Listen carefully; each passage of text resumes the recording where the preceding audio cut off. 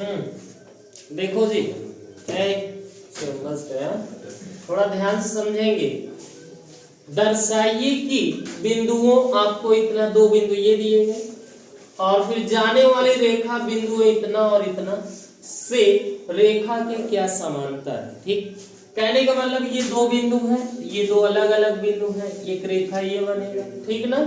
और ये दो अलग अलग बिंदु हैं, ये दोनों अलग अलग बिंदु हैं, इनको मिलाओगे तो अब देखो एक दूसरे के समांतर है कि नहीं, यही आपको दर्शाना है, ठीक ना। तो मतलब यहाँ सिद्ध करना है कि एक दूसरे के समांतर है। तो इसके लिए हमें क्या करना होगा, समांतर का प्रतिबंध याद करना होगा और यहाँ से हम पहले दिक् अनुपात निकाल लेंगे। क्या निकालेंगे, दिक् अनुपात। तो हमारे पास बिंदु दिए गए हैं, क्या, बिंदुओं नंबर 1 4 7 8 और क्या दिया गया है 2 3 4। तो यहाँ से इसको x1 y1 z1 x2 y2 और z2, तो यहाँ से a1 निकालेंगे तो मतलब पहली रेखा के लिए, जी a1 मतलब पहली रेखा के लिए। तो पहली रेखा के लिए हम क्या निकालते हैं, ये दिक् अनुपात है। ओके, क्या है, दिक् अनुपात। दिक् अनुपात a1 बराबर x2 माइनस x1।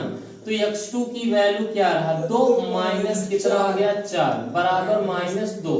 तो a1 की वैल्यू ऐसे आप निकाला करेंगे b1 की वैल्यू, तो 3 में से 7 को घटाएंगे तो कितना आ गया -4।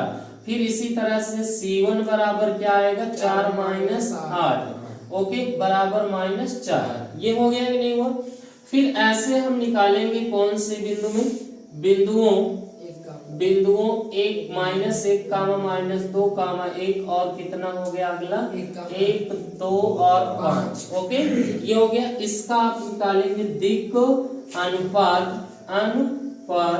तो इसके लिए आप a2 बराबर वही फार्मूला, तुरंत 1 में से 1 घटाएंगे तो कितना आ गया 2। फिर आएगा आपका b2 बराबर 2 माइनस 2 बराबर माइनस प्लस ये 2 बराबर 4 और हम निकालेंगे c2 तो 5 माइनस 1 बराबर 4। हो गया कि नहीं हो गया। अब हमें समांतर जांच करना है, तो समांतर के लिए प्रतिबंध क्या होता है, a1 अपान a2 बराबर b1 बटे b2 बराबर c1 बटे c2। अगर ये दिक् अनुपात के आपस में बराबर आ गए तो जान लेना कि समांतर है, नहीं समांतर नहीं है, ठीक है ना। और लंबवत कहे तो a1 into a2 plus b1 into b2 plus c1 into c2 ऐसे बराबर 0 के आना चाहिए, ठीक है ना। तो इस तरह से इनकी वैल्यू रखेंगे, a1 बटे a2 का मान, a1 की वैल्यू -2 बटे कितना आ गया 2 और फिर ये आ गया -4 बटे 4 -4 बटे 4। अब देखो सब बराबर आ गया कि नहीं आ गया, देखो ध्यान से -1 तो आप बताएंगे अतः क्या है, रेखाएं समांतर है। क्या है, रेखाएं समांतर है। चलो लगा लो भी, अगला चलते हैं। समझ में कहा मतलब पूरा 100% है कि एक क्वेश्चन इस टाइप का आएगा, ठीक ना। तो उसके लिए आपको करना क्या कि जैसे एक ही बिंदु है, केवल एक बिंदु है और उस कहा से गुजरने वाली रेखा का समीकरण क्या कीजिए, जो सदिश इसके क्या हो समांतर, इस सदिश के क्या होना चाहिए समांतर होना चाहिए, ठीक ना।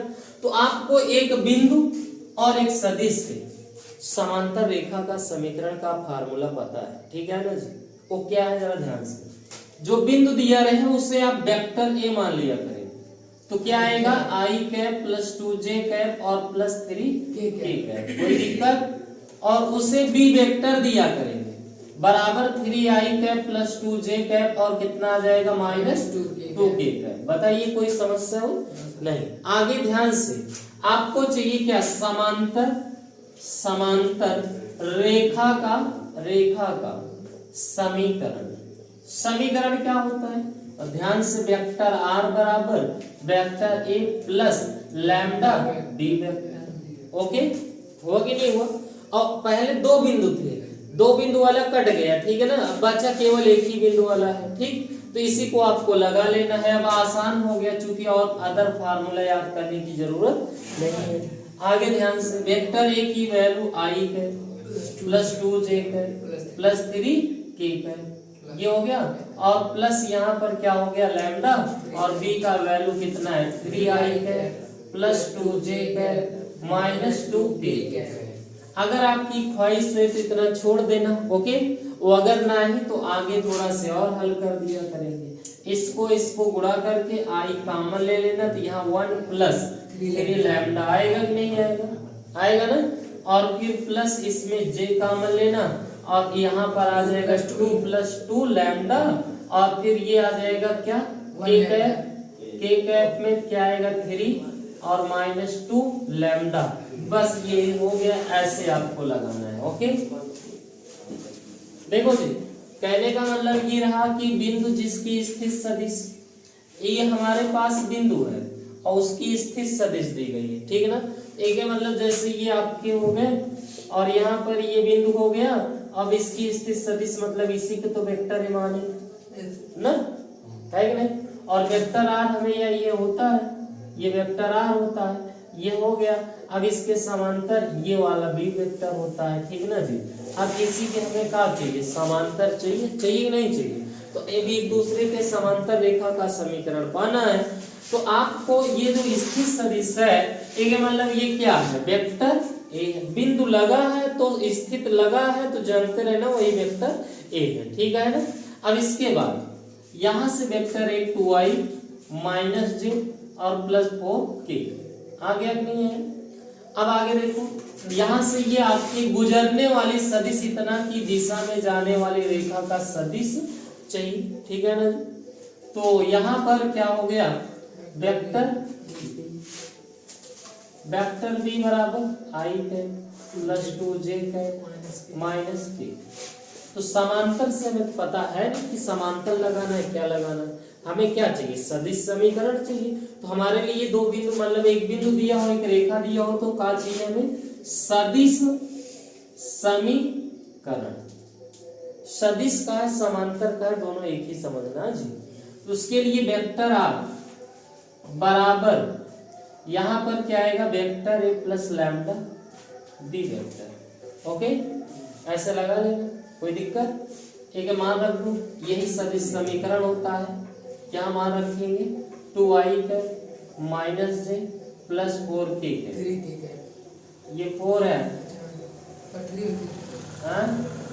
फिर आगे प्लस लैम्डा बी का मान क्या है, आई का प्लस 2j का और माइनस k का। ये कौन समीकरण है, सदिश। अब आप चाहे गुणा करके अलग कर सकते हैं, लेकिन कोई मतलब का नहीं है, इतने कर दो बस बहुत है। अब हमें चाहिए कौन सा रूप, कार्तीय रूप। कौन सा रूप चाहिए, कार्तीय रूप। अब हमें चाहिए कार्तीय रूप, ओके। कार्तीय रूप, कार्तीय रूप के लिए आप शॉर्ट फॉर्म में भी लिख सकते हैं और उसे विस्तार करके हल करके दिखाते हैं, ओके। हाँ, तो देखेंगे कैसे हल करेंगे। तो सबसे पहले यहाँ पर जो x की वैल्यू है, ध्यान देना, इसी को रखेंगे x i के प्लस y j के प्लस z k के, ध्यान देते रहना, ओके। और ये वाली वैल्यू इधर कर लेना, -2i के प्लस j के और प्लस माइनस 4k के, ओके। और ये बचा है लैम्डा, लैम्डा i लगाना और प्लस 2 लैम्डा j और माइनस लैम्डा k है। अब बताइए कोई दिक्कत हो गया कि नहीं हुआ। अब आगे यहाँ आई कॉमन ले लेना, आई कॉमन लेना तो बचेगा क्या, यहाँ x और यहाँ -2 हो गया कि नहीं हुआ। फिर आगे इसमें आपको j कॉमन लेना है, तो यहाँ क्या बचेगा, y बचेगा ना y। और इसमें जब कॉमन लिए तो +1 बचा कि नहीं बचा, बचा ना। और फिर आगे प्लस इसमें k कॉमन लेना, तो यहाँ क्या बनेगा, z और -4 और बराबर लैम्डा i और प्लस 2 लैम्डा j और माइनस लैम्डा k। आपको तुलना करना है, क्या करना है, तुलना करना है। लिख देना, तुलना करने पर, जैसे तुलना करेंगे तो i के साथ जैसे कंपेयर करो भाई, लैम्डा बराबर कितना हो जाएगा, या लैम्डा बराबर x -2, यही इतना आएगा ना जी, और कुछ नहीं आएगा। देखो लैम्डा बराबर i के साथ में i को छोड़ दो, जो बचेगा वही लिख लो दोनों, अगला अगले पक्ष में, अगला अगले पक्ष में, ठीक है ना। तो x माइनस कितना हो गया 2, तो बटा 1 लगा ही सकते हैं, उसी को ऐसे छोड़ देना, ओके। फिर अगला कंपेयर करो, यहाँ पर आएगा 2 लैम्डा इज इक्वल टू यहाँ y प्लस 1, तो यहाँ बटे में क्या चला जाएगा y प्लस 1/2 आएगा कि नहीं आएगा। फिर आगे अगला यहाँ से ये वाला माइनस लैम्डा बराबर ये z माइनस क्या है 4, तो यहाँ से लैम्डा बराबर निकालना z माइनस 4 बटे माइनस 1। ओके, अब आप ध्यान से देखेंगे ये लैम्डा ये लैम्डा ये लैम्डा तीनों लैम्डा तो है, तो ये मतलब तीनों आपस में क्या होंगे बराबर होंगे ना, तो आपको ये काम या ये करना है क्या, इसके आगे लगा लेना। ओके, फिर आएगा यहाँ से x माइनस 2/1 बराबर y प्लस 1/2 और बराबर z माइनस 4/-1 बराबर आप लैम्डा लिख सकते हैं, नहीं कोई जरूरत नहीं। यही कौन सा रूप है, कार्तीय रूप है, ठीक ना। और शॉर्ट फॉर्म में कैसे लिखो हमारी बात समझिए, ये तो ऐसे विस्तार करो, जब भी लिखना हो ऐसे लिखा करो कार्तीय रूप। क्या लिखोगे, कार्तीय रूप, क्या लिखेंगे, कार्तीय रूप। ओके, अच्छा ऐसे लिख लिए, हमेशा x लगाना, क्या लगाओगे, फिर माइनस लगाना। ओके, क्या लगाओगे, x लगाना और क्या लगाना माइनस। ए वाले बिंदु को ध्यान से देखना, ए वाला वेक्टर यही है ना, यही है, इसमें आपके 2 है, तो यहाँ देख लो 2 है, -1 है और 4 है कि नहीं, तो यही आपको वैल्यू यहाँ पर रखना होगा। एक बार आगे वाला ये 2 और बटे में b वाला क्या है, b वाला यहाँ पर देख लो, b वाला ये b के साथ में आई का मतलब एक हो गया, ठीक है ना, ऐसे लगाना। और फिर y माइनस, अगला देखो -1 है तो माइनस माइनस क्या करोगे प्लस है, और फिर बटे में b वाले का j का गुणा कितना लगा दोगे, अगला लगा लो ऐसे 4, यहाँ पर 4 है तो ये z माइनस 4 अपन इसमें क्या हो जाएगा -1, ऐसे कार्तीय रूप लिख दिया करेंगे भन रखने से। हाँ, और कभी कार्तीय रूप दिया हो तो इसे वेक्टर ए समझना। ओके, और इसे क्या करोगे वेक्टर बी समझ दिया करेंगे, कोई डाउट नहीं है ना, लगाओ सवाल, समझ रहे हो ना। ABC ऐसे निकालते हैं, देखो ये आएगा, उस रेखा का कार्तीय समीकरण ज्ञात कीजिए जो बिंदु इतना से होकर जाती है और रेखा इतना के समांतर है। ओके, मतलब इसके हमारे पास क्या है, समांतर है। ओके, अब इसके हमें समांतर रेखा का समीकरण चाहिए, कार्तीय रूप में ही चाहिए, तो आप क्या करेंगे, जो आपको रेखा दिया रहेगा, रेखा x प्लस 3 बटे 3 y माइनस 4 बटे 5 बराबर z प्लस 8 बटे क्या है 6, एक निकाल लेंगे का दिक् अनुपात। क्या निकालेंगे, दिक् अनुपात। जैसे दिक् अनुपात निकालेंगे तो यहाँ पर आएगा 3, 5 और 6। ओके, है कि नहीं, ये हो गया दिक् अनुपात, यही है ABC। ओके, यही से बोलेंगे। अब हमें चाहिए क्या, यानी कि हमारे पास ये बिंदु है और ये दिक् अनुपात है, इन्हीं के हमें क्या चाहिए, रेखा का समीकरण, ठीक है, मतलब इसके समांतर चाहिए, मतलब जो बिंदु इतने से होकर जाती है। आप ऐसे लिख सकते हैं, बिंदु ध्यान देना, बिंदु x1 y1 और z1 से होकर जाने वाली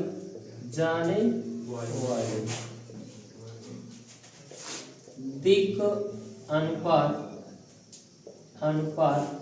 किससे, ABC से समांतर रेखा का समीकरण जी, क्या चाहिए, समीकरण। तो यही है x माइनस x1 बटे a बराबर y माइनस y1 बटे b बराबर यहाँ हो जाएगा z माइनस z1 बटे c। अच्छा, समांतर का मतलब क्या रहेगा पता है, ये वाला a b c का मान बराबर रहता है, ठीक है ना, और ये चेंज रहता है, ठीक। तो ये क्या है, वही बिंदु है। तो बिंदु क्या था हमारे पास, बिंदु हमारे पास दिया गया है कौन सा, -2, 4 और -5, ठीक ना, और तथा दिक् अनुपात कितना है, तथा दिक् अनुपात दिक् अनुपात कितना है, 3, 5, 6, ठीक ना। तो कार्तीय समीकरण। ध्यान से, तो यहाँ पर एक x1 y1 और क्या मान लेना z1, और एक a, एक b, एक c, यही उठा के मान रख देंगे। तो x माइनस माइनस प्लस 2 बटे a का मान कितना हो गया 3, और y माइनस y1 का मान क्या है 4 बटे कितना आएगा 5 हो गया, और बराबर अगला क्या आएगा z माइनस प्लस 5 बटे 6 हो गया नहीं हुआ। अच्छा, इतना इतना समझ में आएगा, तो थोड़ा शॉर्ट फॉर्म में ध्यान में रखिए, हमारी बात को समझे थोड़ा। वेक्टर आर ये आपके a प्लस लैम्डा 1 1 लगा देते, और vector a2 mu lambda b2 vector. अगर ये दोनों आपस में बराबर होते हैं, दोनों बराबर होते हैं, तो जान लिया करो समांतर है, दिमाग में इतना सेट करो। ये समांतर होता है जी। तो अब चेंज क्या होता है, चेंज ए वाली वैल्यू होती है, ठीक है ना। तो जब कार्तीय रूप दिया है, देखो ये कार्तीय रूप दिया है, इसका आप क्या निकाल लेंगे दिक् अनुपात निकाल लेंगे, तो नीचे वाला आ जाएगा। तो इसी को तो बी कहते हैं, ध्यान देना, इसी को क्या बोलते हैं बी कहते हैं। तो बी का मान नहीं चेंज होता, इसलिए दिक् अनुपात वही रहेगा, क्योंकि ये बराबर रहते हैं। ओके, तो ये वाला आप दिक् अनुपात ले लिया करेंगे, फिर लिख दिया करेंगे क्या दिक् अनुपात इतना, और बिंदु लिख दिया करेंगे इतना, ठीक ना, होकर जाती है। तो हमें क्या चाहिए कार्तीय समीकरण, तब डायरेक्ट फिर मान रख दिया करेंगे, ऐसे फार्मूला लिखने की कोई जरूरत है नहीं, ठीक है ना। तो आप फार्मूला पे रख सकते हैं। जो हमने यहाँ ऐसा लिखा दिक् अनुपात इतना, तो बिंदु के स्थान पे यही लिख दो का -2 4 -5 से होकर जाने वाली दिक् अनुपात इतना के समांतर समीकरण। सही बात है ना। तो ये फार्मूला हो गया। अब आपको ये लिखने की जरूरत है नहीं, ये बात खत्म, ज्यादा दिमाग नहीं लगाता है, बस तुरंत रख दो आंसर आ गया, है कि नहीं। अब तो लगा सकते हैं, ऐसा जब भी है तुरंत मान रखो, तुरंत सेट हो गया, ठीक है ना। तो इसे आप x1 और इसे y1, इसी को z1 कहते हैं, ठीक। a b c, यहाँ दिक् अनुपात के स्थान पे तो लिखे ही हो 3 5 6 हो गया ना। इसी को a b और क्या मानते हैं c कहते हैं, ठीक है ना। तो आंसर ऐसे ला सकते हैं, लगाएंगे।